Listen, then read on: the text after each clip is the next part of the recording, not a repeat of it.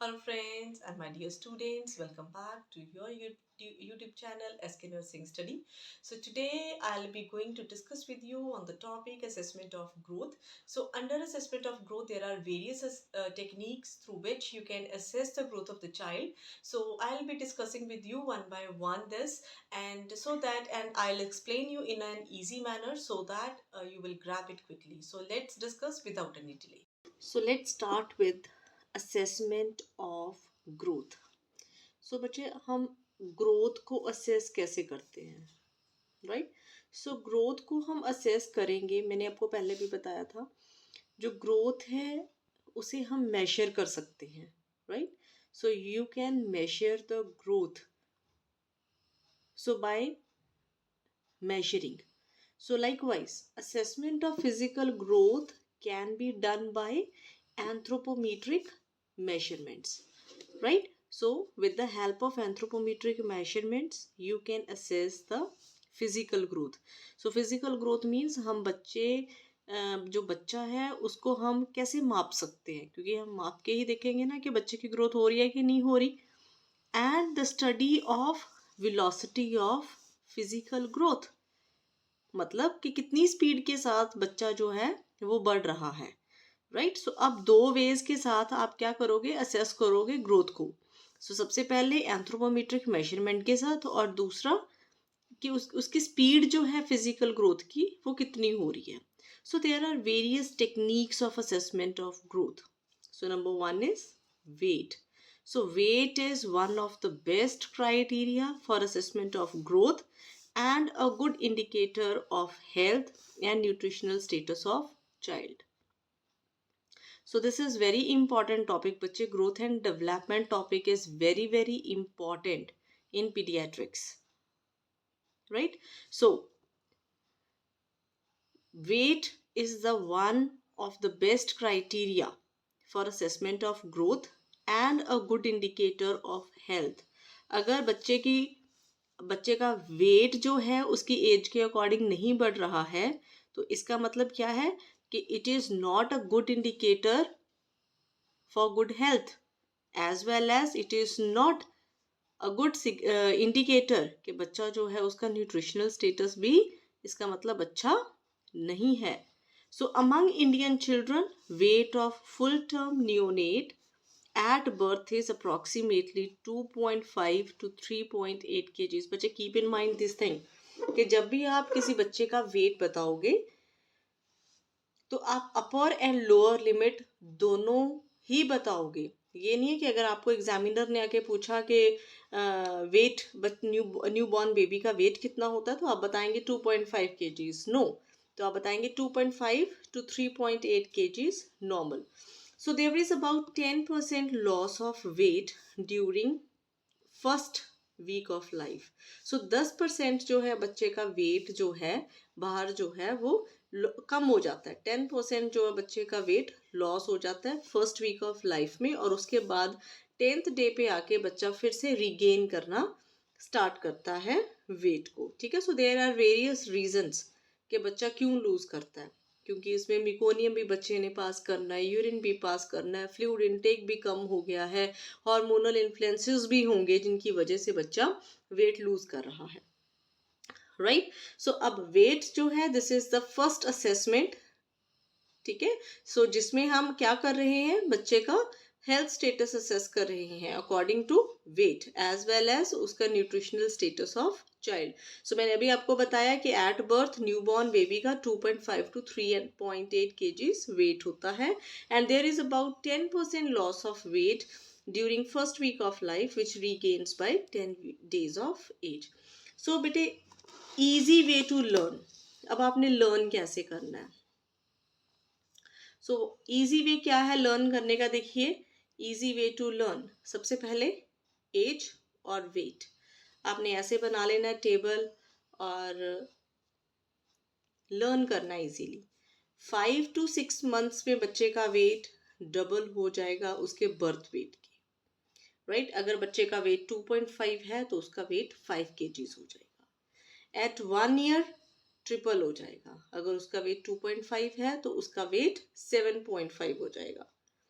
2 years में 4 times, तो इसका डबल कर देना है। 2 years multiply by 2, 4 times. 3 years तो फिर ऑड स्टार्ट होगा।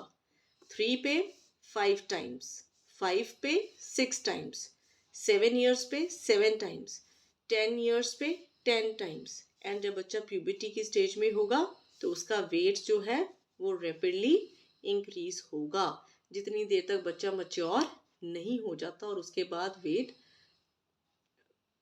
इट डिपेंड्स अपॉन कि बच्चा न्यूट्रिशनली क्या खा रहा है, ठीक है, इस पे भी बच्चे का वेट जो है वो डिपेंड करता है।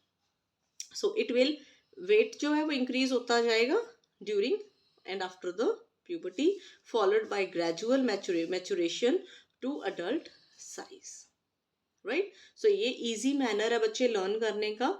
5 to 6 months double, 1 year triple, 2 years 4, 3 5 times, 5 6 times, 7 7 times, 10 10 times, and during puberty weight increases rapidly. तो अब सेकेंड जो है technique that is to assess the growth is length बेटा।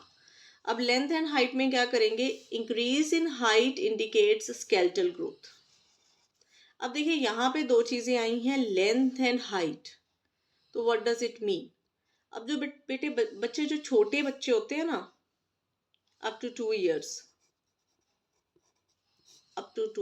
उनका हम जो असेस करते हैं, उनको हम कैसे असेस करेंगे, उनकी हाइट या उनकी लेंथ कैसे असेस करेंगे? आप उनको सुपाइन पोजीशन में इन्फेंटोमीटर के ऊपर लेटा के आप उनका लेंथ असेस करोगे, ठीक है, तो उसे हम बोलते हैं लेंथ। जब बच्चा सुपाइन पोजीशन में लेटता है और हम उसे मेजर करते हैं तो वो लेंथ होता है। जब हम बच्चे की स्टैंडिंग पोजीशन में बच्चे को असेस करते हैं, स्टैंडिंग पोजीशन में बच्चे को असेस करते हैं और उसकी हाइट मेजर करते हैं, तो हम उसे बोलते हैं हाइट मेजर करना। So this is the difference between length and height. अब देखिए निमोनिक्स में देखिए you can grab it quickly. अब age at birth 50 centimetres, and again it varies बच्चे। सो बॉयज एंड गर्ल्स में ये वेरी करती है, राइट। अगर गर्ल्स की हाइट है 45 या 48 to 50 सेंटीमीटर्स एंड बॉयज की हाइट होगी बिट ऑब्वियस ज्यादा, so 50 to 52 centimetres. Then 3 months पे आके 60 centimetres, 9 months 70 centimetres, 1 year 75 centimetre, 2 years plus 12 centimetres and 3 years plus 9 centimetres, right. तो अब 4 years पे भी आएगा, वो आगे नेक्स्ट में बताती हूँ। तो अब तक देखिए एक बार क्लियर है। एट बर्थ 50 सेंटीमीटर्स, 3 months पे आके बढ़ जाएगी 10 सेंटीमीटर 60 सेंटीमीटर्स, 9 months पे आके फिर 10 सेंटीमीटर्स बढ़ जाएगी 70 सेंटीमीटर्स, 1 year पे आके 5 सेंटीमीटर बढ़ेगा 75 सेंटीमीटर्स, 2 years पे आके देखिए प्लस 12 सेंटीमीटर्स बढ़ जाएगा और 3 years पे आके प्लस 9 सेंटीमीटर्स बढ़ जाएगा। So next is at 4 years of age. अब देखिए 4 years ऑफ एज में क्या हो जाएगा, 4 years की एज में आके प्लस 7 सेंटीमीटर्स इंक्रीज होगा, 5 years में आके प्लस 6 सेंटीमीटर्स इंक्रीज होगा। एंड एक चीज याद रखनी है बेटा, 4 to 4.5 years में आके बच्चे का बर्थ लेंथ डबल हो जाता है। जैसे मैंने आपको वेट बताया था, 5 to 6 months में आके वेट जो है वो बच्चे का डबल हो जाता है, वैसे ही 4 to 4.5 years में आके बच्चे का बर्थ लेंथ जो है वो डबल हो जाता है, राइट। ये देखिए मैंने आपको पहले ही बताया कि how you can measure this. You can measure it in a recumbent position and it can be up to 2 years, and that is length. And when you are measuring in a vertical, आप vertically आप बच्चे को measure करते हो तो that is called height, and that is in older children. And every year till the onset of puberty plus 5 centimeters increase होता जाता है, और जैसे जैसे ही बच्चा बढ़ता जाता है स्लोली क्या है ये घटता जाता है, ठीक है, घटता मीन्स रुकता जाता है, it will slow. So next is, अब हमने 2 पैरामीटर्स बेटा पढ़ लिए हैं अच्छे से। सबसे पहले हमने किया था वेट एंड सेकेंड हम कर रहे हैं किया है हमने हाइट और लेंथ। अब थर्ड है body mass index. Body mass index, it is an important criteria which helps to assess the normal growth or its deviations. तो body mass index क्या है? ये एक क्राइटेरिया है जिससे हम नॉर्मल ग्रोथ जो है बच्चे की हो रही है उसको असेस करते हैं, या फिर बच्चा नॉर्मल ग्रोथ से डिविएट हो रहा है। डिविएट का मतलब या तो उसकी एज के अकॉर्डिंग या उसका जो बीएमआई है वो कम है या उसका ज़्यादा है उसकी हाइट एंड वेट के अकॉर्डिंग। तो जैसे कि बच्चा या तो अंडर नरिश्ड है या फिर वो ओबीज है। ठीक है, so BMI remains constant up to the age of 5 years। So ये कांस्टेंट रहता है, और जब हम उसके बाद करके देखते हैं बीएमआई असेस, तो देखिए दीज आर सम कैटेगरीज। तो ये आपने लर्न करनी है। Under weight less than 18.5, normal weight 18.5 to 24.9, and overweight 25 to 29.9, and these categories are according to WHO. Obesity class 1 30 to 34.9, obesity class 2 35 to 39.9, obesity class 3 more than 40। अगर तो देखो less than 18 होगा तो बच्चा मालनरिश्ड होगा, और अगर इट इज मोर देन 40 तो बच्चा ओबीज होगा। ठीक है, so keep in mind these things. So next is head circumference. So head circumference में क्या आएगा, देखिए it is related to the brain growth and development of intracranial volume. तो अब हेड सर्कमफ्रेंस किस चीज से रिलेट करता है? ब्रेन की ग्रोथ से और उसके डेवलपमेंट से, कि कितना इंट्राक्रेनियल वॉल्यूम प्रेजेंट है ब्रेन में। ठीक है, so that is head circumference. So अब अगर हेड सर्कमफ्रेंस की बात करें तो again you can easily understand के अब क्या होता है हेड सर्कमफ्रेंस जो है वो कितना कितना होगा। ठीक है, so according to the age, अब देखिए so age is at birth head circumference जो है वो 35 सेंटीमीटर्स होता है। देन 3 months पे 40 सेंटीमीटर्स, 6 months पे 43 सेंटीमीटर्स, 1 year पे 45 centimetres, 2 years 48 centimetres, 7 years 50 centimetres, 12 years 52 centimetres. Approximately 2 का डिफरेंस है सभी में, राइट। सो 40 के बीच में प्लस करिए 3, then 2, then 2, then 48 plus 2 50, then 50 plus 2 52, almost same as adult। अगर हेड सर्कमफ्रेंस 1 सेंटीमीटर इंक्रीज होता है within 2 weeks during first 3 months, then hydrocephalus should be suspected. तो हो सकता है कि कोई डिजीज कंडीशन बच्चे को हो जैसे कि हाइड्रोसिफेलिस। एंड हेड सर्कमफ्रेंस जो है आप उसे कैसे मेजर करोगे? With the help of ordinary measuring tape. और जो ये प्रोसीजर है एंथ्रोपोमेट्रिक मेजरमेंट का वो मैं जल्द आपको करके बताऊंगी कि आपने कैसे मेजरमेंट्स करनी है। ठीक है, so next is fontanel closure बच्चे। सो फॉन्टेनल क्लोजर में क्या होगा? At birth anterior and posterior fontanels present होते हैं, एंड इंटीरियर फॉन्टेनल जो है वो क्लोज होता है 12 to 18 months। Most of the ladies जो हैं उनको सिर्फ यही होता है कि सिर्फ इंटीरियर फॉन्टेनल ही प्रेजेंट होता है। क्यों? क्योंकि ये बहुत लेट क्लोज होता है, बट पोस्टीरियर जो है वो बहुत जल्दी क्लोज हो जाता है विद इन 6 to 8 weeks। सो अगर इन दोनों में से दोनों जो है फॉन्टेनल्स हैं, अगर ये अर्ली क्लोजर होता है इनका, तो इसका मतलब होता है कि बच्चे को क्रेनियोस्टेनोसिस है। अगर ये डिलेड क्लोजर हो रहा है तो इट मीन्स दैट कि may be the child is with rickets, malnutrition and hydrocephalus. ठीक है, so next is on the basis of growth, how you can assess the growth on the basis of chest circumference also। so chest circumference में क्या होगा? it is also an important parameter of assessment of growth as well as nutritional status।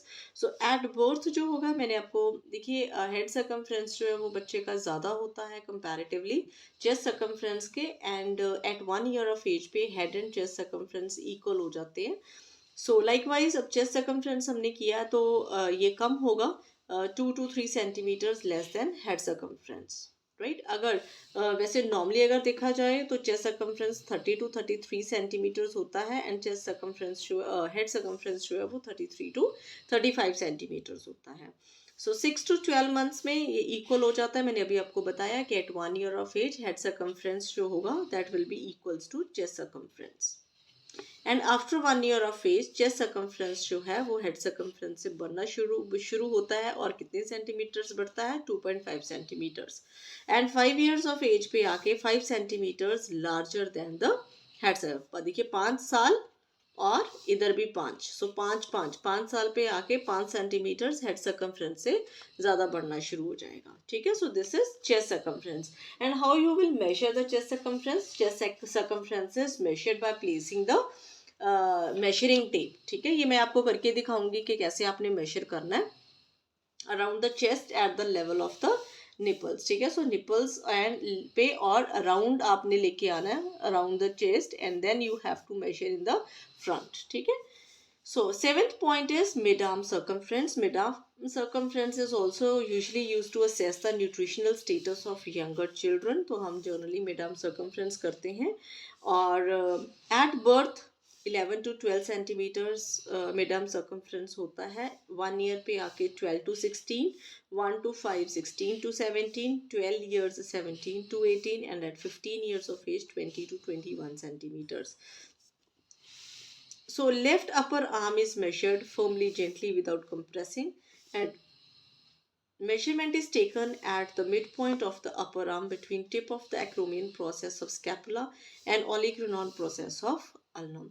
So ये मैं I will tell you this process that how you will do it in my next upcoming videos. So next is dentation or eruption of teeth. So dentation is not a dependable parameter for assessment of growth. हम ये नहीं कह सकते कि dentation के basis पे हम बता सकते हैं कि बच्चे की growth जो है वो कैसे हो रही है. So there are variations for the time of eruption of teeth. ये variation हो सकती है. हो सकता है कई बार बच्चा 9 months में teeth निकाल ले. हो सकता है कि बच्चे के delayed teeth भी हों. So but it doesn't mean that कि बच्चे की growth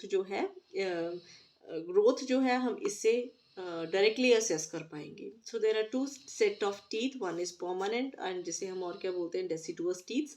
and next is permanent teeth. और टेम्पररी टीथ को हम मिल्की टीथ भी बोलते हैं. और इसका सेट जो है टीथ का वो 20 का होता है और परमानेंट का 32 होता है.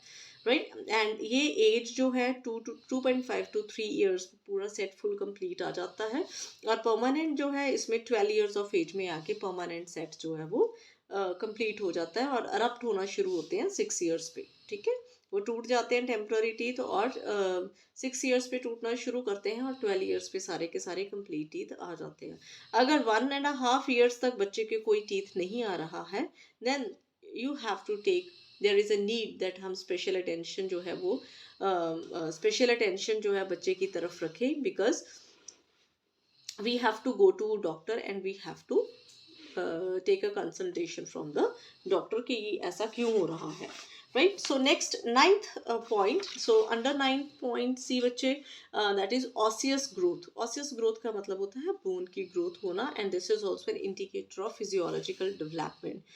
So maturation starts from intrauterine life and continue up to 25 years of age. So osseous growth जो है वो कहाँ से शुरू हो जाती है? Within the womb of the mother start हो जाती है. इंट्रायूट्राइन लाइफ में स्टार्ट हो जाती है और 25 years ऑफ एज तक चलती रहती है.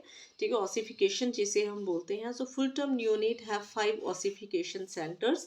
सो जो फुल टर्म बेबी है उसमें 5 ऑसिफिकेशन सेंटर्स होते हैं. एंड जब बच्चा 6 महीने का हो जाता है तो 2 और ऑसिफिकेशन सेंटर्स डेवलप हो जाते हैं. और जब बच्चा 2 साल का हो जाता है तो 3 और ऑसिफिकेशन सेंटर्स जो हैं वो रिस्ट में डेवलप होते हैं. एंड 20 ऑसिफिकेशन सेंटर्स जो हैं ये generally use for determining the bone age. ठीक है. सो बोन एज को कौन डिटर्मिन करता है? ऐसे और 20 ossification centres. So next is 10th point and this is the last point how you can assess the growth. Right.